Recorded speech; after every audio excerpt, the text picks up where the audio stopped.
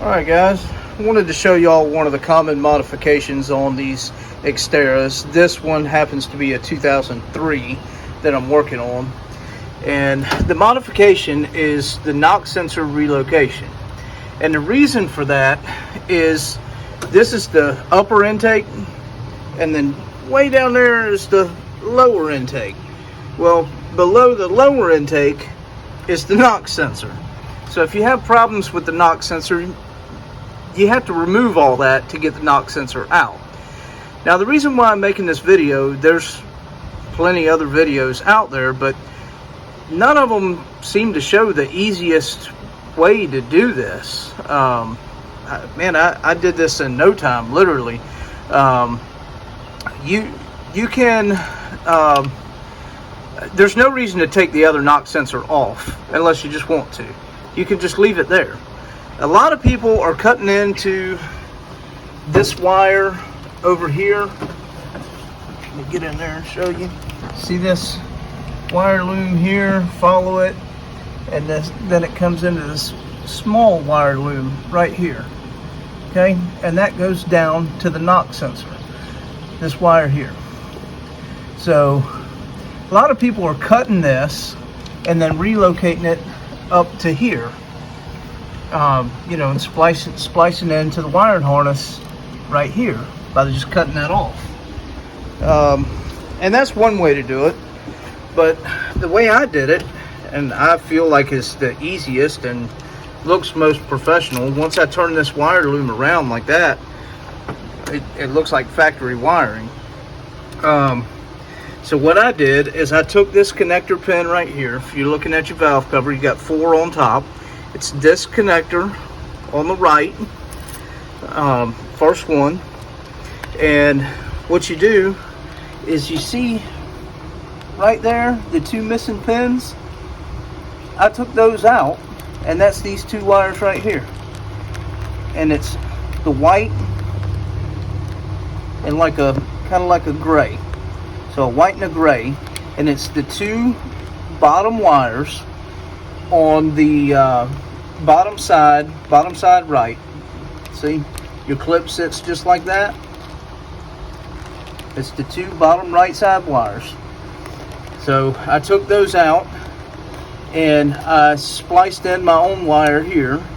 As you can tell, I put heat shrink over top of everything, and I soldered these together, soldered 2 wires together, put them in wire loom, and brought them all the way up here, and I soldered the 2 wires onto the connector there, and then I just put heat shrink over top of the wire loom to keep everything in place. Now this knock sensor here actually come off a Volvo S40. So your knock sensor, if you have one laying around from something else, you have a car that's inoperable that you can grab a knock sensor off of, use it. It'll work. Now the bolt that normally goes right here goes through this this metal bracket is not long enough, so you will have to get you a longer bolt to go through the knock sensor. This is where everybody's mounting theirs. I'm not saying where it's right or wrong, or it's gonna work the way it's intended or not. I'm not saying that. I'm just saying to get your check engine light to go off and to have the knock sensor mounted, this is what everybody's doing. Well, that's where everybody's mounting it. They're not doing it this way, which I personally don't understand, because it seems to me to be the easiest way. I just knocked them 2 pins out and soldered 2 wires together, brought them up here, soldered them to a new knock sensor, and put a bolt through it. Way easier than, cutting into your wiring harness back here. There's no point to do that. And then they're, ordering a new knock sensor, which you may have to do if you don't have another knock sensor laying around. I just so happen to have one laying around. But anyway, if you put it in wire loom right there, and you follow this back, I mean, it looks factory. Now I will say on this knock sensor, the there's two connectors. And it does matter what side you put what wire. See this, the white wire that comes out of here, you see how it's thicker, and then you have the smaller gray wire. One of them is just a ground. So what you'll have to do is you'll have to hook it up and see if it throws a check engine light, and if it does, then you'll have to reverse it. If you're using the Nissan knock sensor, it may be a little bit easier for you to tell, especially if you're using a Nissan wiring harness. Now, what the other people are doing, when they cut this wiring harness right here, obviously you don't have the clip for the knock sensor. So what they're doing is ordering a clip, wiring harness clip to go to the knock sensor. And I just don't understand why you would do that. So I soldered the two connections on mine, but to each their own, I guess. To me, this seems the easiest way. I didn't have to order a Nissan wiring harness. I didn't have to order a Nissan knock sensor. I didn't have to cut into my factory wiring harness. All I did is knock two pins out. It's completely reversible. And when this sits the way it's supposed to, it looks factory, and I'll show you all that at the end of the video. But there's the knock sensor relocation on a 2003 Nissan Xterra. Okay, and here's what it looks like completely finished. So it looks totally factory. Nobody that doesn't know wouldn't know. Okay, now in order to knock those pins out, what you need is a pick like this, and you take inside this clip, you see that little hole right there in the center? You take that pick and get it down in there and pop that green retainer out. Okay, now that you got that green retainer out, what you'll do is you'll take you a little bitty screwdriver or this same pick, and there's a little plastic connector down in there. I know my camera's probably not going to focus on them, but there's a little plastic connector down in there that retains this pin. You get your little screwdriver or pick back behind that retainer, and you pull out on it. Okay? Pull out on it. Not towards the metal connector, but away from it.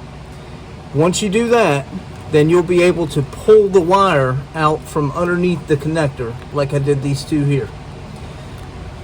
So just pull away from the metal connector and pull your wire out through the bottom.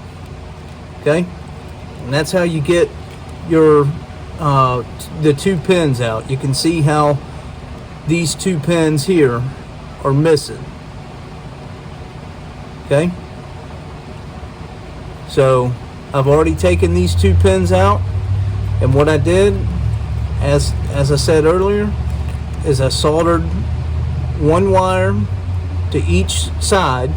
So I got two wires coming from here going all the way up to that knock sensor, and they both plug in, on their respective side. Now, what I will say is, when you get these pins out, what I was able to do is I plugged my knock sensor right into these pins right here. Okay, you can see I left the pins, and all I did, matter of fact, I'm going to go ahead and pull the pin out for y'all.